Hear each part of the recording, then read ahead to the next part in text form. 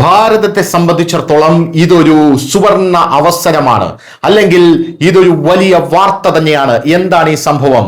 ഇന്ത്യക്ക് എപ്പോഴെങ്കിലും നാറ്റോയിൽ ചേരാനായി സാധിക്കുമോ എന്നുള്ളൊരു ചോദ്യമുണ്ട്. അതില്ല എന്നായിരുന്നു ഇത്രയും നാൾ നമ്മൾ പറഞ്ഞുകൊണ്ടിരുന്നതെങ്കിൽ ആ കാലമൊക്കെ ഇപ്പോൾ പോയി. ലോക സമവാക്യം മാറിയിരിക്കുന്നു എന്ന സുപ്രധാനമായിട്ടുള്ള റിപ്പോർട്ടുകൾ പുറത്തു വരുന്നു. യൂറോപ്യൻ യൂണിയനും ഇന്ത്യയുമായി വമ്പൻ കരാറിൽ ഒപ്പുവെക്കുന്നു. അതിനുശേഷം ഇപ്പോഴിതാ ഇന്ത്യക്ക് നാറ്റോയിൽ ചേരാതെ തന്നെ തുല്യ പദവി നൽകാൻ യൂറോപ്യൻ യൂണിയൻ ഒരുങ്ങിയിരിക്കുന്നു എന്നുള്ളതാണ് സുപ്രധാനമായിട്ടുള്ള വാർത്ത. ചരിത്രപരമായിട്ടുള്ള ഇന്ത്യ യൂറോപ്യൻ യൂണിയൻ സുരക്ഷാ പ്രതിരോധ പങ്കാളിത്ത കരാറിലൂടെ ആഗോള സമവാക്യങ്ങൾ തന്നെ മാറിമറിഞ്ഞിരിക്കുന്നു.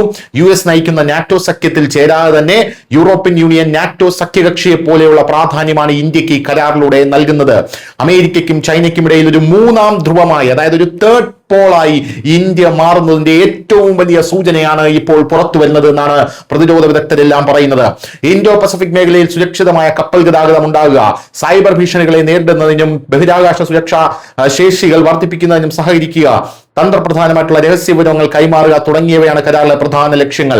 ഭീകരവാദ വിരുദ്ധ പ്രവർത്തനങ്ങളിൽ ഇന്ത്യക്കും യൂറോപ്യൻ യൂണിയനും സഹകരിക്കാൻ കരാർ ഇരുകക്ഷികളെയും ബാധ്യസ്ഥരാക്കുന്നതിലൂടെ പാക് കേന്ദ്രീകൃത ഇന്ത്യ വിരുദ്ധ പ്രവർത്തനങ്ങളെ യൂറോപ്പിന്റെ മണ്ണിൽ നിന്ന് പറിച്ചു മാറ്റാൻ കരാർ ഇന്ത്യയെ സഹായിക്കും. ഇന്ത്യക്ക് നാറ്റോ പ്ലസ് അംഗമാവാൻ US ക്ഷണിച്ചിരുന്നുവെങ്കിലും റഷ്യയുമായിട്ടുള്ള അടുത്ത ബന്ധം പരിഗണിച്ച് തന്ത്രപ്രധാനമായിട്ടുള്ള സ്വയം നിർണായകാവകാശം സംരക്ഷിക്കാനായി ഇന്ത്യ ആ ക്ഷണം നിരസിച്ചു.